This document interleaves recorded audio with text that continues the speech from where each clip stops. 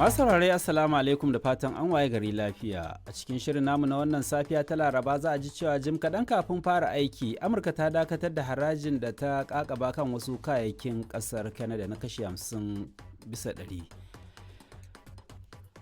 A rana ta farko ta wata muhimmiyar shari'a, kamfanin da ya mallaki Facebook da Instagram ya musanta cewa da gangan ya sa yara nacewa da amfani da shafukan. Yayin da a yau za a fara yakin neman zaben shugaban kasa da 'yan majalisar tarayya a Najeriya, kwamitin zaman lafiya na kasar ya jagoranci sanya hannu kan yarjejeniyar tabbatar da zaman lafiya tsakanin 'yan siyasa da jam'iyyunsu gabanin zaɓe na shekara mai zuwa. Abubuwan da suka yi alkawari a kai kusan an tsince su ne daga cikin dokar zaɓe na shekaru 2006 da kuma kundin tsarin dokar ƙasa. Ana iya hukuntar da wanda ya saba musu kenan. To a jamhuriyar Nijar an kaddamar da shirin siyasar noma ta ƙasa, wato na bunƙasa harkar noma kenan na 2027 zuwa 2035. Gwamnati ya ɗauki matakin da ya taimaka ma manoman, ya zama na dukan manomi ya nomi abin da zai ci kuma ya nomi abin da za a saida. In gwamnati bai yi wannan ba, duk abin da ya yi wallahi kusan kaman bai yi komai ba. To za a ji waɗannan da ma wasu rahotannin a cikin shirin wanda ni Muhammad Anur Muhammad zan gabatar. Mu fara da labaran duniya tukuna.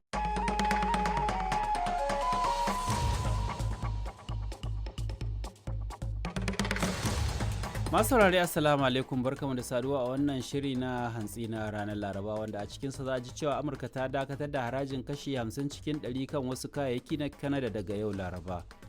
Shugaban Ukraine Volodymyr Zelensky na fuskantar ɗaya daga cikin manyan ƙalubalen siyasa ga ikonsa tun bayan fara mamayar da Rasha ta kai wa ƙasarsa.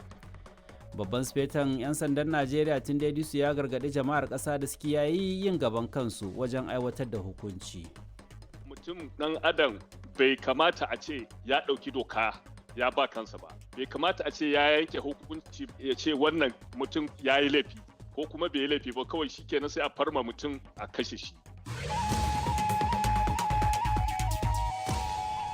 To muna tafi da wannan da wasu ma rahotannin a cikin shirin wanda ni Muhammad Anur Muhammad zan gabatar. Ga labaran duniya tukuna.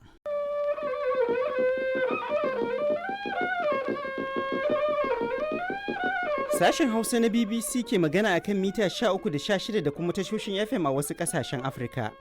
Masu sauraro, Haruna Ibrahim Kakangine yake muku sallama a cikin shirinmu na karfe 3 daidai agogon Najeriya da Nijar, wato bi daidai kenan agogon GMT da Ghana.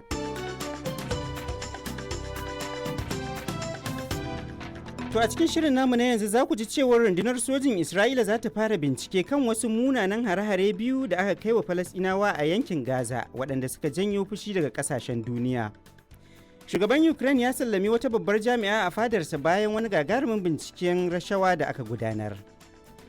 A Najeriya kuma, yayin da aka fara yakin neman zaɓe a yau a hukumance, ko menene ya hana ɗan takarar jam'iyyar ADC halartar taron sanya hannu kan yarjejeniyar sulhu?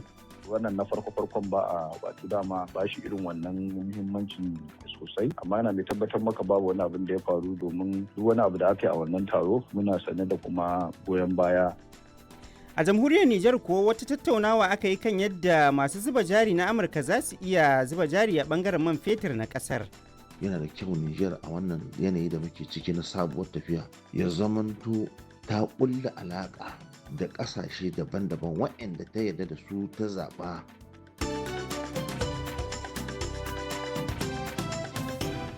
To za kuma mu ji Kamaru, inda zaftarewar ƙasa ta kashe masu haƙar ma'adanai da dama. Amma kafin nan zan haɗa ku da Aisha Jafar, wadda za ta karanto mana labaran duniya.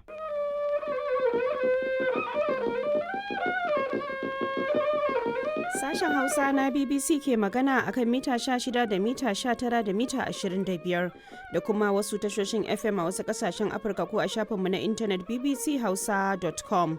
Masu sauraro Assalamu alaikum, Badriya Tijjani Kalarawi ke fata kun wuni lafiya a cikin shirinmu na karfe 8:30 agogon Najeriya da Nijar, wato 7:30 kenan agogon GMT da Ghana.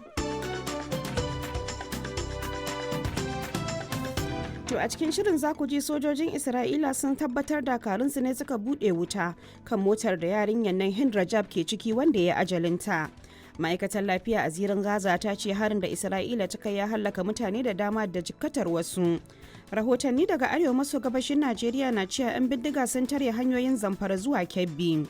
'Yan ta'adda ne suka yi gayyar mutane baki har da isuwa kusan barawo 2,000 ko zuwa 3 sun kashe hanyar tun shekaran jiya da yau duk wanda zai su haɗe shi. Jirgin da ake tura mana koyaushe yankin nan bai da wani amfani.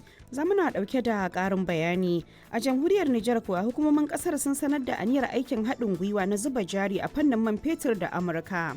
Yana da kyau Nijar a wannan yanayi da muke ciki na sabuwar tafiya ta ƙulla alaƙa da ƙasashe daban-daban waɗanda ta yarda da su ta zaɓa ta ga hankalinta ya kwanta da su waɗanda za su yi aiki a kan gaskiya da amana. To akwai kuma labaran wasanni amma sai Aisha Aliyu Ja'far ta karanto mana labaran duniya. DW shirye-shiryen sashin Hausa. Masu sauraro barkanmu da safiya da fatan an wayi gari lafiya. Muhammad Tijani Hassan ke muku marhaba bikum a zangon farko na yaɗa shirye-shiryen DW kai tsaye daga nan birnin Bonn.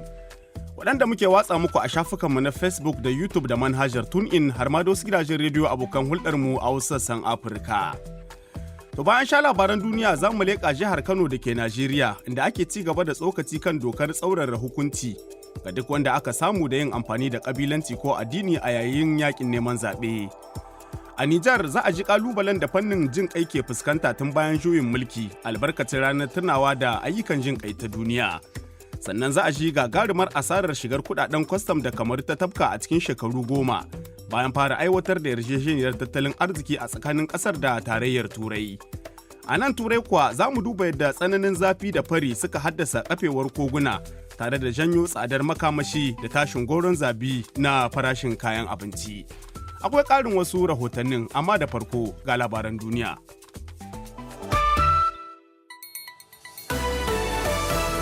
DW labarun duniya.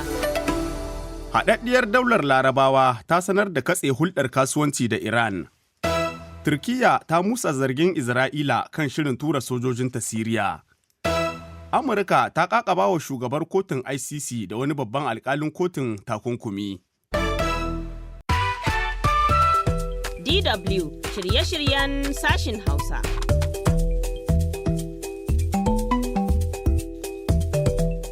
Masu sauraro barka da rana daga nan DW Hausa da kuka kamo a dw.com/hausa ko a manhajar TuneIn koma a shafukanmu na Facebook da YouTube ko kuma a wasu tashoshin FM a ƙasashen nahiyar Afirka.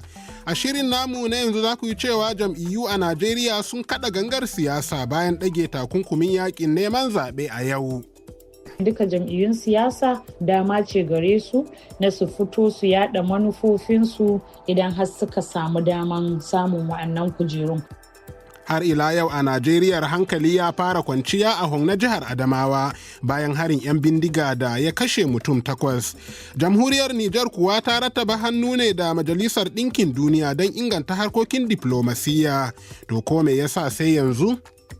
Masu mulki sun fara ganewar da ba za a iya tahiyar da ƙasa ita kaɗai ba, dole ne a kammala wasu yarjejeniyoyi.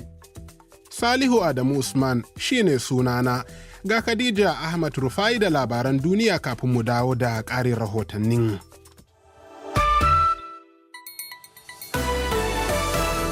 DW labarun duniya. Tarayyar Turai ta goyi bayan ICC bayan Amurka ta kakaba mata takunkumi. Ukraine ta binciki manyan jami'an Zelensky kan zargin karkatar da dala miliyan 3. Gwamman mutane sun mutu a zabtarewar ƙasa inda ake haƙar zinare da ke yankin iyakar Kamaru. DW shirye-shiryen sashin Hausa.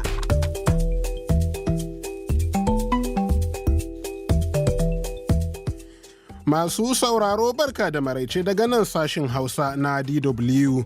Wannan shirin na zuwa muku ne kai tsaye a shafinmu na intanet dw.com/hausa da DW Hausa Facebook da tashar mu ta YouTube da ma wasu tashoshin FM a wasu kasashen nahiyar Afirka.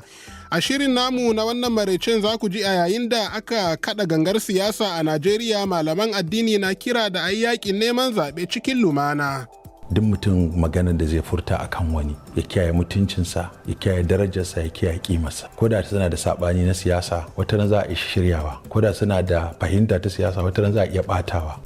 A jamhuriyar Nijar kuwa wasan jifar tamane ke ƙara bunƙasa inda dattawa suka shige sahun gaba.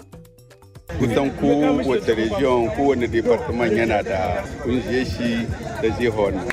Club masu rajista ya mai ma ita kadai. Club 22 ne. Za ku ji yadda wata 'yar Kenya ta samu lambar yabo da Jamus ke baiwa 'yan Afirka a kowace shekara. Salihu Adamu Usman shine sunana. Barin haɗa ku da Khadija Ahmad Rufai mai labaran duniya a yau.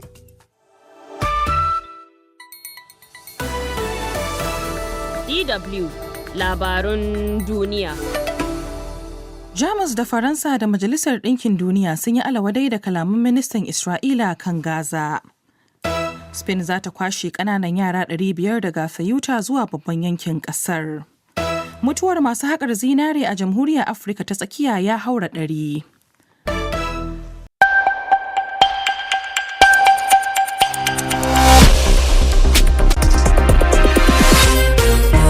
Bakwai daidai agogon Najeriya, Nijar, Kamaru da Chadi, shida kenan agogon TU da Ghana. Sashin Hausa na Radio France International ke magana. Ahmad Abba.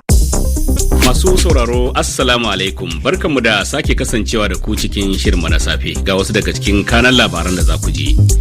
A Najeriya, jami'u da 'yan takarar shugaban ƙasa sun sanya hannu kan yarjejeniyar zaman lafiya ta farko yayin da yau ake fara gangamin yakin neman zaɓe a hukumance. Gwamnatin China ta ƙara himma a ƙoƙarin bunƙasa amfani da kuɗin yuan a ƙasashen Afirka wajen cinikayya da kuma karɓar basussuka. Shugaban Amurka Donald Trump ya wallafa sabuwar taswirar ƙasar wadda ke nuna mashigin ruwa na Hormuz a matsayin wani yankin Amurka. To ga cikakkun labaran duniya.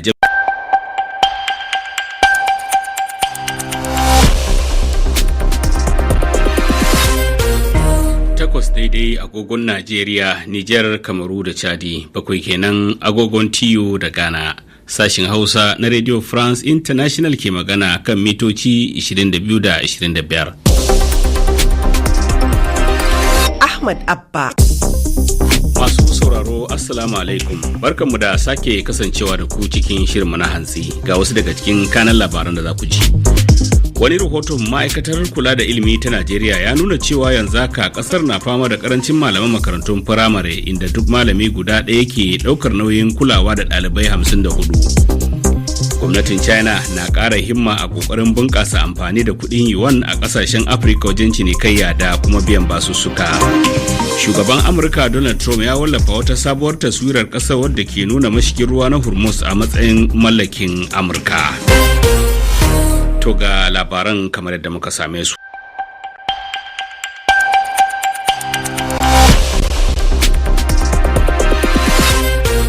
Karfe 5 agogon Najeriya, Nijar, Kamaru da Chadi, karfe 4 kenan agogon TU da Ghana. Sashen Hausa na Radio France International ake sarari akan mita 16. Hauwa Halliru Gwangwazo. Masu sauraro Assalamu alaikum, barkanmu da wannan yammaci. A cikin labaran za a ji cewa sama da mutane 100 ne aka tabbatar da mutuwarsu bayan ruftawar wurin haƙar zinare ba bisa ƙa'ida ba a Kamaru. Tsoffin sojojin Najeriya sun gudanar da zanga-zangar neman biyan su haƙoƙinsu a Abuja. Faransa da Jamus sun yi tar da kalaman ministan tsaron Isra'ila da ya ce ya kamata ƙasar ta rika kashe Falastinawa 40 a duk dare. To yanzu kuma ga cikakkun labaran. Jama'a masu saurare, Assalamu alaikum. Barkan ku da warhaka. Sashen Hausa na rediyon kasar sun ke muku marhabin da lale cikin shirye-shiryenmu na wannan lokaci. Da fari kamar kullum akwai labaran duniya, kafin kuma daga bisani a saurari ragowar shirye-shiryenmu na yau da kullum.